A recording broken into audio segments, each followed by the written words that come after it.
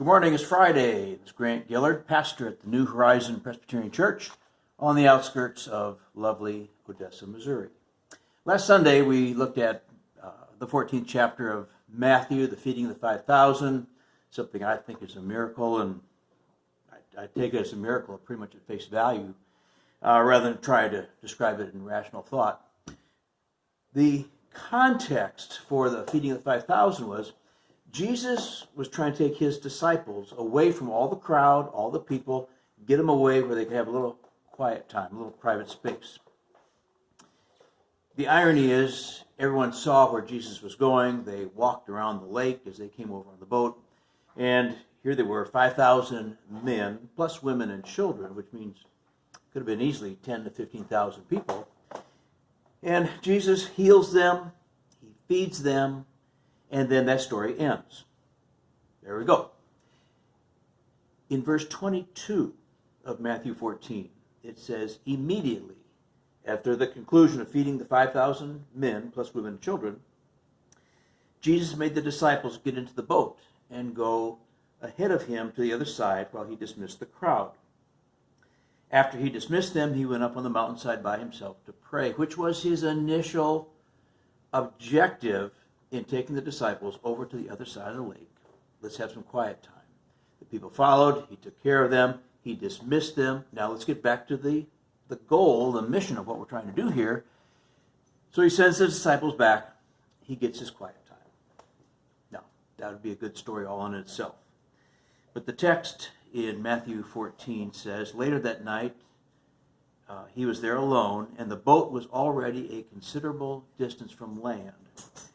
And in the New International Version, it says it was buffeted by the waves because the wind was against it.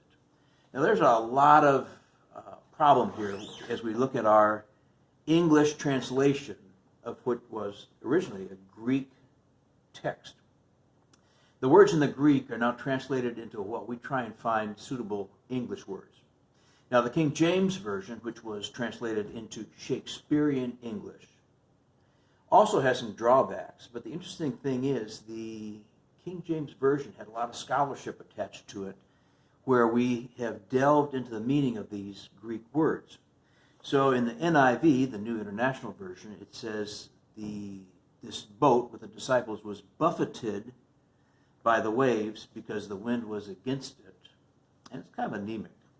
The King James says this little ship was tossed with waves, for the wind was contrary. Okay, that's a little bit better. But that word tossed means to torture, to torment. It means this vexing pain. It means this unrelenting battering. And here are the disciples. They're experienced fishermen. They know what it's like to be on the open water. But bam, bam, bam, these waves keep knocking into the boat. The wind is blowing, and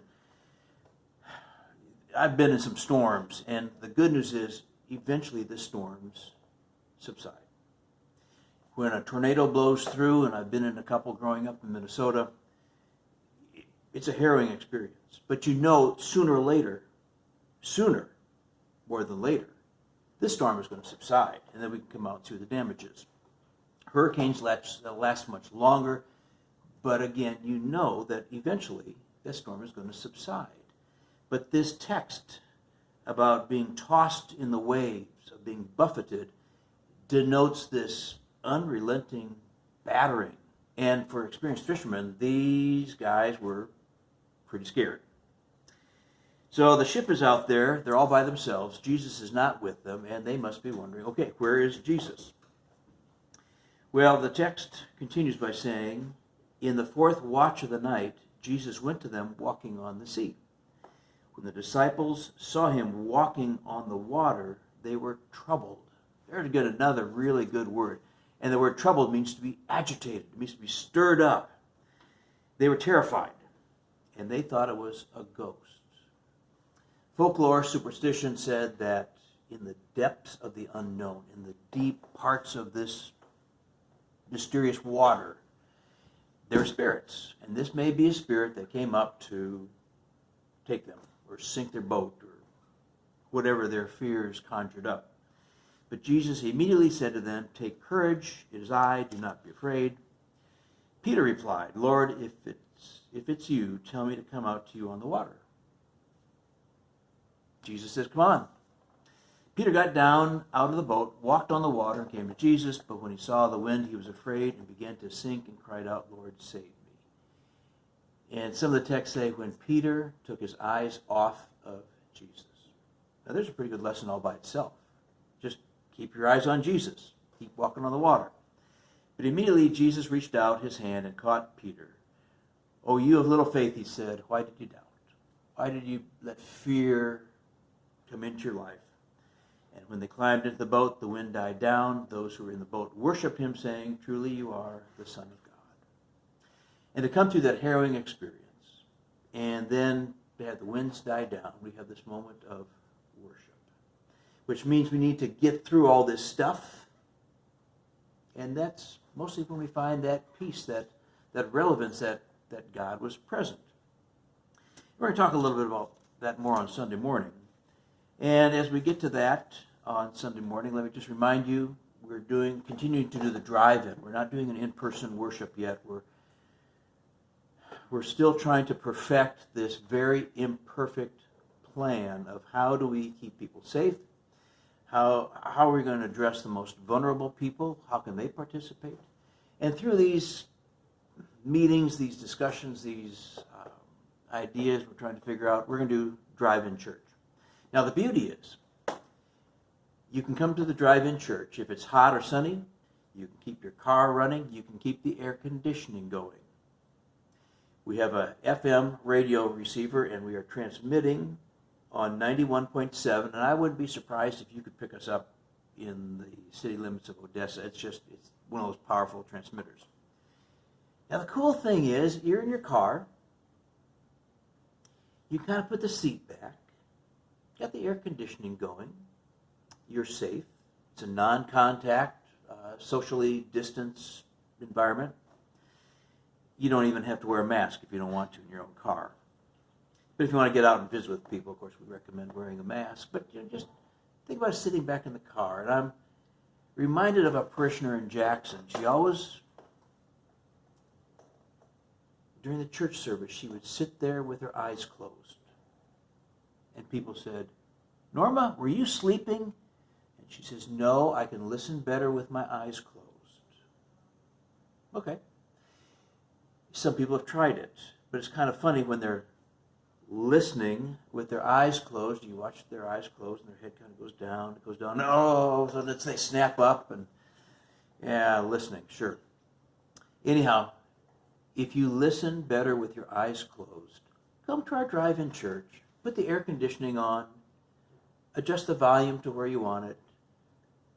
Put the seat back. Close your eyes, and listen. No one will judge you. And no one will probably look through the tinted windows and see you with your eyes closed anyway. So come and enjoy. Anyhow, we're going to get to that. But you're more than welcome to join us. Someday, hopefully, somehow, we'll be able to worship together in person. We'll be able to sing without fear of spewing aerosolized virus into the air. And someday we'll be done with this. What great stories to tell our grandchildren of how we got through this mess. But getting through this mess is part of what the disciples had to do too. They had to get through this storm. They had to get through the presence of Jesus walking on the water. Their fears that this is a ghost. But once they got through it, once they realized God's presence was with them, they worshiped. And maybe that's what we can do in anticipation of getting through this stuff. Just spend some time in worship. Find those quiet moments where we can get away, where all the pending stuff is just superfluous. We can find that peace that surpasses understanding. Until then, join us for worship. And if you want to get out of your car, that's fine. If you want to text or send us some messages, that's fine too. But always remember, we walk by faith and not by sight. With God's help, we will get through this.